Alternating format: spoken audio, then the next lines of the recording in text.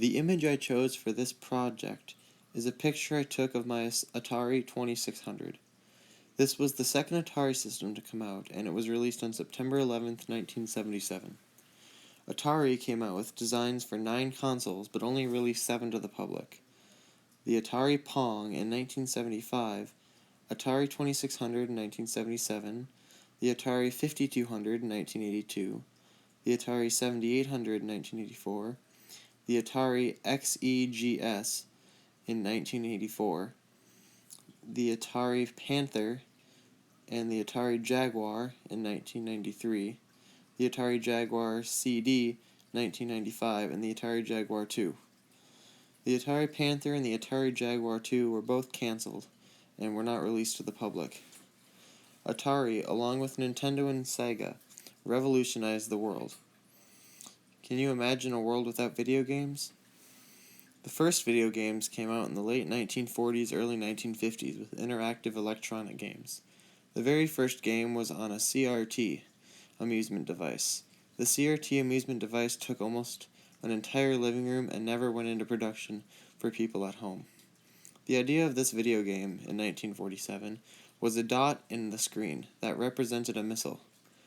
It was based on the radar they used in World War II. It wasn't until 1958 when Tennis for Two emerged, and it was their first commercial video game to the public. The first home system was Magnavox Odyssey, and the second was the Atari Pong in 1972 and 1975.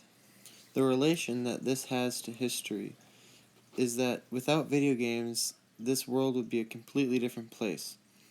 There have been 8 generations of home console video game systems. The first generation was from 1972 to 1976. The second generation was from 1976 to 1983, and this continues about every 5 years, being a new generation.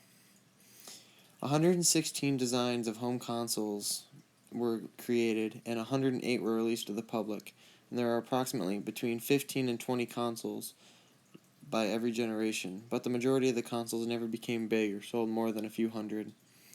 The only real big consoles that made in the industry in the recent years are from 3 other companies: Microsoft with the Xbox, Sony with the PlayStation, and Nintendo with the Wii.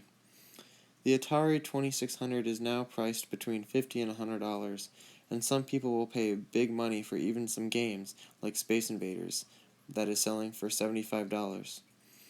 This relates to me because I own the Atari, and I also own a Sega Genesis, which was released in 1988, and I also own a Super Nintendo Entertainment System, which was released in 1990.